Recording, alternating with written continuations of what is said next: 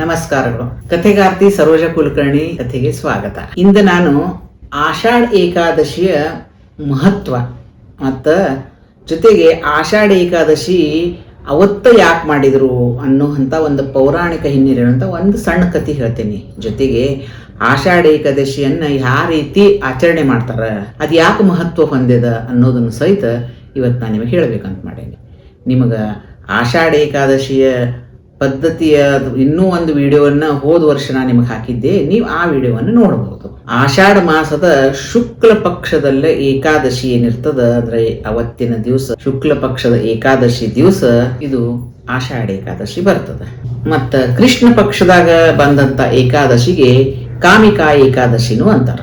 ಆಷಾಢ ಏಕಾದಶಿಯನ್ನ ಮಾಡುವಂತ ಪದ್ಧತಿ ಈ ದಶಮಿ ದಿವಸ ಅಂದ್ರೆ ಹಿಂದಿನ ದಿವಸ ಆಷಾಢ ಏಕಾದಶಿ ಏನಿರ್ತದ ಅವತ್ತಿನ ಹಿಂದಿನ ದಿವಸ ಹೊತ್ತು ಊಟ ಮಾಡಿ ಮಧ್ಯಾಹ್ನ ಅಷ್ಟ ಊಟ ಮಾಡಿ ಸಂಜಿಕ ಉಪವಾಸ ಮಾಡ್ತಾರೆ. ಮರನೇ ದಿವಸ ಏಕಾದಶಿ ದಿವಸ ಸಹಿತ ಮುಂಜಾನಿಂದ ಸಂಜೆ ತನಕನೂ ಉಪವಾಸ ಮಾಡಿ ಮರನೇ ದಿವಸ ದ್ವಾದಶಿ ದಿವಸ ಬೆಳಿಗ್ಗೆ ಎದ್ದು ತಮ್ಮ ಎಲ್ಲಾ ಕೆಲಸಗಳನ್ನ ಮುಗಿಸ್ಕೊಂಡು ಸ್ನಾನಗೀನ ಎಲ್ಲಾನು ಮುಗಿಸ್ಕೊಂಡು ಮಾಡಿ ತುಳಸಿಯಿಂದ ವಿಷ್ಣು ಮತ್ತು ಲಕ್ಷ್ಮೀ ಸಹಿತನಾದ ವಿಷ್ಣುವನ್ನ ಪೂಜೆ ಮಾಡಿ ಆಮೇಲೆ ಪಾರಣೆ ಬಿಡ್ತಾರ. ಅಂದ್ರೆ ಏನಾದ್ರೂ ತಿಂತಾರ, ಊಟ ಮಾಡ್ತಾರ. ಕೆಲವೊಬ್ರು ಅಡಿಗೆ ಮಾಡಿ ಊಟನ ಮಾಡ್ತಾರ ನೈವೇದ್ಯ. ಹಿಂಗ ಇದ ಪದ್ಧತಿ ಎಲ್ಲ ಬಹಳ ಕಡೆ ಹಿಂಗ ರೂಢಿ. ಆದ್ರ ಉಪವಾಸ ಹೆಸ್ಟ್ ಮಾಡಬೇಕು. ಉಪವಾಸ ನಿಮ್ಮ ಆರೋಗ್ಯಕ್ಕೆ ಅನುಗುಣವಾಗಿ ಅಂತಸ್ತಿಗೆ ಅನುಗುಣವಾಗಿ ನಿಮಗ ಏನು ಅನುಕೂಲದ ಅದರ ತಕ್ಕಂಗ ಮಾಡ್ಬೇಕು. ನಿಮಗ ಯಾವುದೇ ಉಪವಾಸ, ಯಾವುದೇ ದೇವ್ರ ಕೆಲಸ, ಏನೇ ಪೂಜೆ ಪುನಸ್ಕಾರಗಳನ್ನು ಮಾಡಬೇಕಾದ್ರೆ ನಿಮ್ಮ ಕುವತ್ತಿಗೆ ತಕ್ಕಂಗ ಮಾಡ್ರಿ ಅಂಥೇಳಿ ಪುರಾಣಗಳಲ್ಲಿ ಸಹಿತ ಹೇಳ್ಯಾರ. ಅಂದ್ರೆ ಕುವತ್ತು ಭಾಳ ಇತ್ತಂತಂದ್ರೆ ಅತೀ ಜಿಬಿಡ್ತನ ಮಾಡಿ ಏನೋ ಮಾಡೋದು, ಅಥವಾ ಪರಿಸ್ಥಿತಿನೇ ಚಲೋ ಇದ್ದಿದ್ದಿಲ್ಲ ಅಂದ್ರೂ ಸಹಿತ ಏನೇನೋ ಸಾಲ ಸೋಲ ಮಾಡಿ ಅತಿ ವಿಜೃಂಭಣೆಯಿಂದ ಮಾಡೋದು ಎರಡೂ ತಪ್ಪು. ಕುವತ್ತಿತ್ತಂದ್ರೆ ವಿಜೃಂಭಣೆಯಿಂದ ಮಾಡಬೇಕು. ಕುವತ್ತಿಲ್ಲಂದ್ರೆ ಅತಿ ಸಾದಾ ಬರೇ ದೇವ್ರಿಗೆ ಕೈ ಮುಗಿದು ಬೇಡ್ಕೊಂಡಾದ್ರೂ ಮಾಡ್ಬೋದು. ಅಂದ್ರೆ ದೇವ್ರು ಬೇಡೋದು ನಿಮ್ಮಿಂದ ಭಕ್ತಿಯನ್ನ. ಅದಕ್ಕೆ ನಿಮ್ಮ ಆರೋಗ್ಯಕ್ಕೆ, ನಿಮ್ಮ ಐಶ್ವರ್ಯಕ್ಕೆ, ನಿಮ್ಮ ಪ್ರಕೃತಿಗೆ, ನಿಮ್ಮ ಯಾವ ಸ್ಥಿತಿ ಒಳಗೆ ನೀವಿದ್ದೀರಿ ಅದೆಲ್ಲಾನು ಸಂಬಂಧಪಡುವಂಗೆ ನಿಮಗೆ ಅನುಕೂಲ ಆದ ರೀತಿಯಲ್ಲಿ ಯಾವುದೇ ಉಪವಾಸಗಳನ್ನು ಮಾಡಬೇಕು. ಅದರಲ್ಲಿ ಈ ಆಷಾಢ ಏಕಾದಶಿ ಕೂಡ ಒಂದು. ಆಷಾಢ ಏಕಾದಶಿ ದಿವಸ ವಿಷ್ಣುವನ್ನ ಶ್ರೀಧರ ಮೂರ್ತಿಯಾಗಿ, ಶ್ರೀಧರ ಲಕ್ಷ್ಮೀ ಶ್ರೀಧರ ಅನ್ನೋ ಒಂದು ಹೆಸರಿನಿಂದ ಕರೆದು ಪೂಜೆ ಮಾಡ್ತಾರೆ. ಅಂದ್ರೆ ಅವತ್ತಿನ ದಿವಸ ಜಪ ಸಹಿತ ಎಷ್ಟೋ ಮಂದಿ ಅಗದಿ ಪದ್ಧತಿ ಗೊತ್ತಿದ್ದು ಮಾಡುವಂಥವ್ರು ಶ್ರೀಧರ ಜಪ ಮಾಡ್ತಾರೆ. ಇಡೀ ರಾತ್ರಿ ಅವತ್ತು ಏಕಾದಶಿ ಮಾಡಿದ ಮೇಲೆ ಅವತ್ತಿನ ರಾತ್ರಿ ಏನಿರ್ತದ ಅವತ್ತಿನ ದಿವಸ ತುಪ್ಪದ ದೀಪ ಹಚ್ಚಿ ಇಡೀ ರಾತ್ರಿ ತುಪ್ಪದ ದೀಪ ಆರ್ಲಾದಂಗೆ ನೋಡಿಕೊಂಡು ಜಪ ತಪಗಳನ್ನ ಭಜನೆಗಳನ್ನ ಎಲ್ಲಾನು ಮಾಡ್ತಾರೆ ಈ ಆಷಾಢ ಏಕಾದಶಿ ದಿನದಿಂದ ಅಂತ. ಅಂದ್ರೆ ಚಾತುರ್ಮಾಸ ಪ್ರಾರಂಭ ಆಗೋದು ಅವತ್ತಿನಿಂದನ. ಶ್ರೀ ವಿಷ್ಣು ಇದ್ದಾವ ಕ್ಷೀರಸಾಗರದಾಗ ನಿದ್ರಾವಸ್ಥೆಯಲ್ಲಿ ಇರ್ತಾನ, ಅಂದ್ರೆ ಯೋಗ ನಿದ್ರೆ ಪ್ರಾರಂಭ ಮಾಡ್ತಾನ ಅನ್ನೋದಕ್ಕೆ ಇದಕ್ಕೆ ದೇವಶಯನಿ ಏಕಾದಶಿ ಸಹಿತ ಅಂತಾರ. 4 ತಿಂಗಳುಗಳನ್ನ ಏನ್ ಮಾಡ್ತಾರಂದ್ರ ಅದನ್ನ ಚಾತುರ್ಮಾಸ ಅಂತ ಆಚರಣೆ ಮಾಡ್ತಾರ. ಅನೇಕ ಪದಾರ್ಥಗಳನ್ನ ತ್ಯಜಿಸ್ತಾರ. ಅಂದ್ರ ಮೊದಲಿಂದ ಎಷ್ಟು ನಮ್ಮ ಪುರಾಣಗಳಲ್ಲಿ ಎಲ್ಲಾ ರೀತಿಯಿಂದ ವಿಚಾರ ಮಾಡಿ ಬರೆದಂತಾವ. ಅಂದ್ರೆ ಈ 4 ತಿಂಗಳಲ್ಲಿ ಏನಿರ್ತದಂದ್ರೆ ಪ್ರತಿ ತಿಂಗಳಲ್ಲಿ ಒಂದೊಂದು ತಿಂಗಳಲ್ಲಿ ಕೂಡ ಯಾವುದನ್ನ ತಿಂದ್ರೆ ನಮ್ಮ ಆರೋಗ್ಯಕ್ಕೆ ಒಳ್ಳೇದಿರುವುದಿಲ್ಲೋ ಅಂಥದನ್ನ ತಿನ್ನಬಾರ್ದು. ಅಂದ್ರೆ ನೀವು ಹಂಗ ಹೇಳಿದ್ರೆ ಕೇಳಂಗಿಲ್ಲ ಅಂತ ಹಿಂಗ ದೇವ್ರಂತ ಹೇಳಿ ದೇವ್ರದ ನಿಯಮ ಅಂತ ಹೇಳಿ ಇವತ್ತಿನ ಈ ತಿಂಗಳಲ್ಲಿ ಇಂಥದನ್ನ ನೀವು ತ್ಯಜಿಸ್ಬೇಕು ಅನ್ನುವಂಥ ಒಂದು ನಿಯಮ ಕೂಡ ಮಾಡ್ಯಾರ. ಹಂಗಾಗಿ ಈಗಿನ ಮತ್ತು ಪೀಳಿಗೆ ಏನದಲ್ಲ ಅದು ಏನು ಮಾಡ್ತಂದ್ರೆ ನಮ್ಮ ಸೈನ್ಸ್ ವಿಜ್ಞಾನ ಏನು ಹೇಳ್ತದ ಅಂತ ಕೇಳ್ತಾರೆ. ಹಂಗೆ ವಿಜ್ಞಾನ ಕೂಡ ಅದು ಅಳವಡಿಸೋ ಹಂಗೆ ರೀತಿಯಲ್ಲಿ ಅದ ಇವೆಲ್ಲಾನು. ಹಂಗೆ ಆ ತಿಂಗಳಲ್ಲಿ ಅದು ಒಂದೊಂದನ್ನು ಬಿಡ್ತಾರೆ. 4ನೇ ತಿಂಗಳು ಆದಮೇಲೆ ಅವತ್ತು ಮುಂದೆ ವಿಷ್ಣು ಇದ್ದಾವ ಮತ್ತೆ ಎಚ್ಚೆತ್ತುಕೊಂಡ ತನ್ನ ಎಲ್ಲ ಕಾರಭಾರಗಳನ್ನು ಶುರು ಮಾಡಿದ ಅಂತನೂ ಅದು. ಇನ್ನು ಈ ಆಷಾಢ ಏಕಾದಶಿಯನ್ನ ಆಷಾಢಿ ಅಂತೂ ಕರೀತಾರ, ಆಷಾಢ ಏಕಾದಶಿ ಅಂತೂ ಅಂತಾರ, ಪ್ರಥಮ ಏಕಾದಶಿ ಅಂತಾರೆ. ಯಾಕೆ ಇವತ್ತಿನಿಂದನೇ ಏಕಾದಶಿ ಪ್ರಾರಂಭ ಆಗ್ಯದ ಅನ್ನೋದಕ್ಕೆ. ಯೋಗ ನಿದ್ರೆಯನ್ನ ಪ್ರಾರಂಭ ಮಾಡ್ತಾನ ಅಂಥೇಳಿ ಶಯನಿ ಏಕಾದಶಿ ಅಂತ ಕರೀತಾರೆ. ಅಲ್ದನ ಪದ್ಮ ಏಕಾದಶಿ ಅಂತೂ ಕರೀತಾರೆ. ಅಂದ್ರೆ ಪ್ರಥಮ ಏಕಾದಶಿನೂ ಅಂತಾರ ಅಂದಲ್ಲ, ಪ್ರಥಮ ಏಕಾದಶಿ ಏನು ಅವತ್ತಿನ ದಿವಸ ಏಕಾದಶಿ ಪ್ರಾರಂಭ ಆತು ಅನ್ನೋದಕ್ಕೆ ಒಂದು ಪೌರಾಣಿಕ ಕಥೆ ಅದ. ಏನಾತಂದ್ರ ಕೃತಯುಗದಾಗ ಮುರಾಸುರ ಅನ್ನುವಂತ ಒಬ್ಬ ರಾಕ್ಷಸ ಇದ್ದ. ಅವ ಭಯಂಕರ ಬಲಿಷ್ಠಿದ್ದ. ದೇವತೆಗಳ ಮೇಲೆಲ್ಲ ಹೋಗಿ ಸ್ವರ್ಗಲೋಕ ಎಲ್ಲಾನು ತನ್ನ ಅಧೀನಕ್ಕೆ ತಗೊಂಡು ಅವರೆಲ್ಲರಿಗೂ ತ್ರಾಸ ಕೊಡ್ಲಿಕ್ಕತ್ತ. ಮತ್ತು ಎಲ್ಲಾರನ್ನೂ ಸೋಲು ಹಂಗೆ ಮಾಡ್ದ. ದೇವತೆಗಳನ್ನ ಎಲ್ಲ ಸ್ವರ್ಗದಿಂದನ ಓಡಿಸ್ಬಿಟ್ಟ. ಸ್ವರ್ಗವನ್ನ ತಾನ ಆಳ್ತೀನಿ ಅಂತ ಶುರು ಮಾಡ್ದ. ಈಗ ಆ ಸಮಯದಾಗ ಏನು ಮಾಡಿದ್ರು ಅಂದ್ರೆ ಎಲ್ಲ ದೇವತೆಗಳು ಹೋಗಿ ವಿಷ್ಣುವನ್ನು ಬೇಡ್ಕೊಂಡ್ರು, ನಮ್ಮ ಇದರಿಂದ ಮುರಾಸುರನಿಂದ ನೀವು ನಮ್ಮನ್ನು ರಕ್ಷೆ ಮಾಡಬೇಕು ಅಂತ. ಆಗ ವಿಷ್ಣು ಇದ್ದಾವ ಏನು ಮಾಡ್ದ ಅಂದ್ರೆ ಮುರಾಸುರನ ಮೇಲೆ ಯುದ್ಧಕ್ಕೆ ಹೋದ. ಮುರಾಸುರನ ಮೇಲೆ ಯುದ್ಧಕ್ಕೆ ಹೋದ್ಮೇಲೆ ವಿಷ್ಣು ಮತ್ತು ಮುರಾಸುರ 1000 ವರ್ಷಗಳ ತನಕನೂ ಯುದ್ಧ ಮಾಡಿದ್ರು. ಇಬ್ರು ಸೋಲಿಲ್ಲ. ವಿಷ್ಣು ಏನಾತಂದ್ರೆ ಅವಾಗ ಆಯಾಸ ಅನಿಸಿ ಏನು ಮಾಡ್ದ ಅಂದ್ರೆ ಅಲ್ಲೇ ಬದ್ರಿ ಹತ್ರ ಒಂದು ಗುಹೆ ಅದ. ಆ ಗುಹೆ ಒಳಗೆ ಹೋಗಿ ಸ್ವಲ್ಪ ವಿಶ್ರಾಂತಿ ಪಡೆದ್ರ ಆತು ಅಂಥೇಳಿ ಅಲ್ಲಿ ಹೋಗಿ ಸ್ವಲ್ಪ ಅವ ವಿಶ್ರಾಂತಿ ತಗೊಳ್ಕತ್ತ. ಯೋಗ ನಿದ್ರೆಗೆ ಜಾರಿ ಬಿಟ್ಟಿದ್ದ. ಅದ ಸರಿಯಾದ ಸಮಯಕ್ಕೆ ಏನು ಮಾಡ್ದೆ ಮುರಾಸುರ ಅಂದ್ರೆ ಇದ ಸರಿಯಾದ ಸಮಯ ಅದ, ಈಗ ನಾನು ವಿಷ್ಣುವನ್ನ ಸಾಯಿಸಿ ಬಿಡ್ಬೋದು ಅಂಥೇಳಿ ಏನು ಮಾಡ್ದ ಅಂದ್ರೆ ಆ ಗುಹೆ ನಿತ್ತು ಅದರ ದ್ವಾರಕ್ಕೆ ಹೋದ.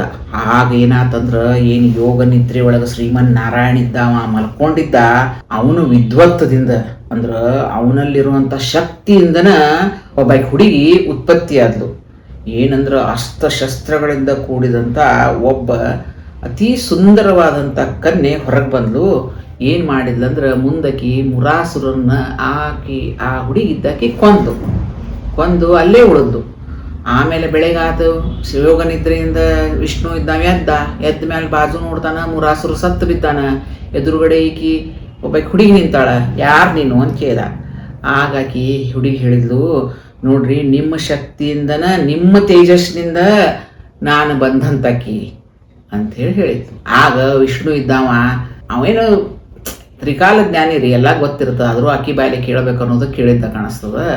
ಆಮೇಲೆ ಏನಂದ ಅಂದ್ರೆ ಹೌದು ಹಂಗಾರ ಇವತ್ತಿನ ದಿವಸ ಅಂದ್ರೆ ತಿಂಗಳ ಪ್ರಾರಂಭ ಆಗಿ 11ನೇ ದಿವಸ ಅದ ಇವತ್ತು. ಅದಕ್ಕೆ ಇವತ್ತಿನ ದಿವಸ ಏನಂದ್ರೆ ಏಕಾದಶಿ ಅಂಥೇಳಿ ನಿನಗೇನಂದ್ರೆ ಏಕಾದಶಿ ದೇವಿ ಅಂಥೇಳಿ ನಾವೆಲ್ಲರೂ ಕರಿತೀವಿ ಅಂಥೇಳಿ ಆಕಿ ಏಕಾದಶಿ ದೇವಿ ಅಂಥೇಳಿ ವಿಷ್ಣು ಇದ್ದಾವ ಹೆಸರಿಟ್ಟ. ಆಕಿ ಮಾಡಿದಂಥ ಒಳ್ಳೆ ಅಂದ್ರೆ ಮುರಾಸುರನ ಕೊಂದಿದ್ದಲ್ಲ ಆ ಒಳ್ಳೆಯ ಕಾರ್ಯಕ್ಕೆ ಆಕಿನ ಹೊಗಳಿದ. ಮತ್ತೇನಂದ ಅಂದ್ರೆ ನೀ ಇಷ್ಟು ಚಲೋ ಕೆಲಸ ಮಾಡಿದಿ, ನಾ 1000 ವರ್ಷದಿಂದ ಅವನ ಜೋಡಿ ಯುದ್ಧ ಮಾಡಿದ್ದೆ, ಇಷ್ಟೆಲ್ಲ ದೇವತೆಗಳು ಮಾಡಿದ್ರು ಯಾರಿಂದ ಏನೂ ಆಗಿದ್ದಿಲ್ಲ, ನೀ ಮಾಡಿದಿ, ಅದಕ್ಕೆ ನಿನ್ನ ಕೆಲ್ಸಕ್ಕೆ ನಂಗೆ ಭಾಳ ಸಂತೋಷ ಆಗ್ಯದ, ನೀ ಏನಾದರೂ ವರ ಕೇಳು ಅಂತ.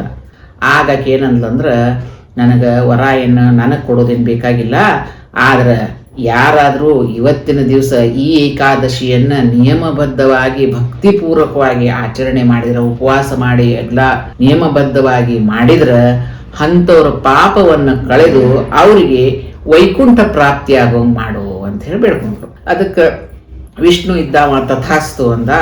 ಆಯ್ತಂತ ಅವನು ಹೋದ. ದೇವಿ ಕೃಪೆಯಿಂದ ಏನಾತಂದ್ರೆ ಅವತ್ತಿನ ದಿವಸ ಏಕಾದಶಿ ವೃತ ಅನ್ನೋದು ಪ್ರಾರಂಭ ಆಯ್ತು. ಇದಕ್ಕೆ ಪ್ರಥಮ ಏಕಾದಶಿ ಅಂತ ಸಹಿತ ಅಂತಾರೆ. ಅಂದ್ರೆ ವರ್ಷದಾಗ ಬರೋ 24 ಏಕಾದಶಿಗಳಲ್ಲಿ ಇದು ಮೊದಲನೇ ಏಕಾದಶಿ, ಅವತ್ತಿನಿಂದನೇ ಪ್ರಾರಂಭ ಆಯ್ತು ಅನ್ನೋದಕ್ಕೆ ಇದನ್ನ ಪ್ರಥಮ ಏಕಾದಶಿನೂ ಅಂತಾರೆ. ಆಮೇಲೆ ಈ ಏಕಾದಶಿ ಅನ್ನೋ ವೃತ ಏನು ಪ್ರಾರಂಭ ಆತಂತ ಹೇಳ್ದಲ್ಲ, ಯಾಕೇನು ಹೋಗ್ಬೇಕು ಹುಡುಗಿದ್ಲು ಆಕಿಗೆ ಏಕಾದಶಿ ದೇವಿ ಅಂತ ಹೆಸರಿಟ್ಟಲ್ಲ ವಿಷ್ಣು. ಅದೇನು ಈ ಬದರಿನಾಥದ ಹತ್ರದ ಒಂದು ಗುಹೆ ಒಳಗ ನಡೆದದ ಈ ಸನ್ನಿವೇಶ ನಡೆದದ, ಅದಕ್ಕೆ ಏಕಾದಶಿ ಗುಹೆ ಅಂತ ಇವತ್ತಿಗೂ ನೀವು ನೋಡ್ಬೋದು. ಅಲ್ಲಿ ಮಹಾವಿಷ್ಣು ಇದ್ದಾವ ವಿಶ್ರಾಂತಿ ಪಡೆದ ಜಾಗ. ಆಮೇಲೆ ಅವನ ತೇಜಸ್ನಿಂದ ಹುಟ್ಟಿದಂಥ ಏಕಾದಶಿ ದೇವಿ ಮತ್ತು ಮುರಾಸುರನ ಸಂಹಾರ ಮಾಡಿದ್ದು ಎಲ್ಲ ಕೂಡ ಇದೇ ಗುಹೆಯಲ್ಲಿ ಅಂಥೇಳಿ ಒಂದು ಗುಹೆ ಅದ ಎಲ್ಲಿ ಬದ್ರಿನಾಥರ ಹತ್ರ. ಅಲ್ಲಿ ಹೋದ್ರೆ ನೀವೆಲ್ಲರೂ ನೋಡಿ ಬರ್ರಿ. ಅದಲ್ದನ ಶ್ರೀಕೃಷ್ಣ ಇದ್ದಾವ ಪಾಂಡವರ ಮೊದಲ ಪಾಂಡವ ಇದ್ದಲ್ಲ ಧರ್ಮರಾಜ ಯುಧಿಷ್ಠರ. ಈ ಏಕಾದಶಿಯ ಮಹತ್ವವನ್ನ ಶ್ರೇಷ್ಠತೆಯನ್ನು ಯಾಕೆ ಏಕಾದಶಿ ಶ್ರೇಷ್ಠ ಇದೆ ಅನ್ನೋದನ್ನ ಅವ್ ಹೇಳ್ದ ಅಂತ ಹೇಳಿ ಇದನ್ನ ಭವಿಷ್ಯೋತ್ತರ ಪುರಾಣದಾಗ ಹೇಳ್ಯಾರ. ಈ ಏಕಾದಶಿ ದಿವಸ ವಿಷ್ಣು ಮತ್ತು ಲಕ್ಷ್ಮಿ ಪೂಜೆ ಮಾಡ್ತಾರ. ಏನಂದ್ರ ತುಳಸಿಯನ್ನ ಏರ್ಸಿ ತುಳಸಿ ಮಾಲೆಯನ್ನ ಹಾಕಿ ಪೂಜಿಸ್ತಾರ, ಉಪವಾಸ ಇರ್ತಾರ, ಮುಂದೆ ಚಾತುರ್ಮಾಸವನ್ನ ಪ್ರಾರಂಭ ಮಾಡ್ತಾರ. ಈ ವಿಷ್ಣು ಇದ್ದಾವ ಕ್ಷೀರಸಾಗರದಲ್ಲಿ ಏನು ತನ್ನ ಯೋಗ ನಿದ್ದೆಯನ್ನು ಪ್ರಾರಂಭ ಮಾಡ್ತಾನೆ ಇವತ್ತಿನ ದಿವಸ ಅಂತೇಳಿ ಇದಕ್ಕೆ ಶಯನಿ ಏಕಾದಶಿ. ಅಂದ್ರೆ 4 ತಿಂಗಳ ಇದೇನು ಚಾತುರ್ಮಾಸ ಮುಗಿದ ಮೇಲೆ ಏನೋ ಒಂದು ಏಕಾದಶಿ ಇರ್ತದ. ಆ ಏಕಾದಶಿಗೆ ಪ್ರಮೋದಿನಿ ಏಕಾದಶಿ ಅಂತ ಕರೀತಾರೆ. ಅಲ್ದನ ಪಂಡರ್ಪುರ ಯಾತ್ರ ಇರುವಂಥ ಕೆಲವೊಂದು ಕಡೆ ಕೆಲವೊಂದು ಅಂದ್ರೆ ಪಂಢರಪುರದ ಸುತ್ತಮುತ್ತಲು ಇರುವಂಥ ಜಿಲ್ಲೆಯೊಳಗೆ ಇದು ಅತಿ ಸಂಭ್ರಮದಿಂದ ಆಚರಣೆ ಮಾಡ್ತಾರೆ. ಹಂಗೆ ಈ ಪಂಢರಪುರ ಯಾತ್ರೆಯನ್ನು ಕೂಡ ಈ ಆಷಾಢ ಏಕಾದಶಿ ದಿವಸನ ಆ ಪಂಢರಪುರಕ್ಕೆ ಹೋಗಿ ಸೇರೋ ರೀತಿಯಲ್ಲಿ ಅಲ್ಲೇ ಸುತ್ತಮುತ್ತಲು ತಮ್ಮದೇನು ದಾರಿ ಇರ್ತದ ಅದರ ಪ್ರಕಾರ ನಿರ್ಣಯ ಮಾಡಿಕೊಂಡು ಎಲ್ಲರೂ ಏನು ಮಾಡ್ತಾರೆ ಅಂದ್ರೆ ಈ ವಾರ್ಕರಿ ಪಂಢರಪುರ ಯಾತ್ರಕ್ಕೆ ಏನು ಹೋಗ್ತಾರ ಅವ್ರಿಗೆ ವಾರ್ಕರಿ ಅಂತಾರೆ. ಅಂಥವ್ರೆಲ್ಲಾನು ನಿರ್ಣಯ ಮಾಡಿಕೊಂಡು ಕಾಲ್ನಡಿಗೆಯಲ್ಲಿ ಎಷ್ಟೋ ಜನರಂತೂ ಸಾವಿರಾರು ಕಿಲೋಮೀಟರ್ ತನಕ ಎಲ್ಲೆಲ್ಲಿಂದೋ ಬರ್ತಾರೆ. ಹಂಗೆ ಬಂದು ದಾರಿ ಉದ್ದಕ್ಕೂ ಅನೇಕ ರೀತಿಯಂಥ ವ್ಯವಸ್ಥೆ ಕೂಡ ಉಳಿದ ಭಕ್ತರು ಮಾಡಿರ್ತಾರೆ. ಯಾರಿಗೆ ಇವರೆಲ್ಲ ನಡ್ಕೊತ ಹೊಂಟಿರ್ತಾರ ವಾರ್ಕರಿ ಅವರಿಗೆ ಹಂಗೆಲ್ಲಾನು ಮಾಡ್ಕೊಂಡು ಅವ್ರು ಏನು ಮಾಡ್ತಾರೆ ಅಂದ್ರೆ ಏಕಾದಶಿ ಆಷಾಢ ಏಕಾದಶಿ ದಿವಸನ ಪಂಢರಪುರಕ್ಕೆ ಬಂದು ಆ ವಿಠ್ಠಲನ್ನ ಪ್ರಾರ್ಥನೆ ಮಾಡಿ ಆರಾಧನೆ ಮಾಡಿ ಪಂಢರಪುರದಲ್ಲಿ ಚಂದ್ರಭಾಗ ನದಿ ಹರಿತದ ಆ ದಂಡಿ ಮೇಲೆ ಅಲ್ಲೇನ ವಿಠಲ ಮಂದಿರ ಅದ. ಹಂಗೆ ಆ ಪಂಢರಪುರಕ್ಕೆ ಹೋಗಿ ಆ ಚಂದ್ರಭಾಗ ನದಿ ಒಳಗೆ ಸ್ನಾನ ಮಾಡಿ ತಾವು ಪವಿತ್ರರಾದ್ವಿ ಅಂತ ತಿಳ್ಕೊಂಡು ಪಂಢರಪುರಕ್ಕೆ ಹೋಗಿ ಆ ವಿಠ್ಠಲಗ ತುಳಸಿ ಮಾಲೆಯನ್ನು ಹಾಕಿ ಸಮರ್ಪಣೆ ಮಾಡಿ ಅವನ್ನ ಬೇಡಿಕೊಂಡು ಎಲ್ಲರೂ ಅತೀ ಸುಖದಿಂದ ಸಂಭ್ರಮದಿಂದ ಇದನ್ನು ಆಚರಣೆ ಮಾಡಿ ಆಮೇಲೆ ತಮ್ಮ ಊರುಗಳಿಗೆ ತಾವು ಹೋಗ್ತಾರೆ.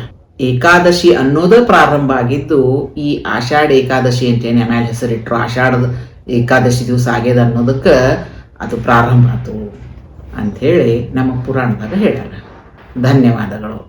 ಕತೆ ಕೇಳಿದ್ರಲ್ಲ, ಲೈಕ್ ಕೊಡ್ರಿ, ಸಬ್ಸ್ಕ್ರೈಬ್ ಮಾಡಿರಿ ಮತ್ತು ಶೇರ್ ಮಾಡಿರಿ, ಬೆಲ್ ಐಕಾನ್ ಒತ್ತೋದನ್ನು ಮರಿಬೇಡ್ರಿ, ಕಾಮೆಂಟು ಹಾಕ್ರಿ. ವಂದನೆಗಳು.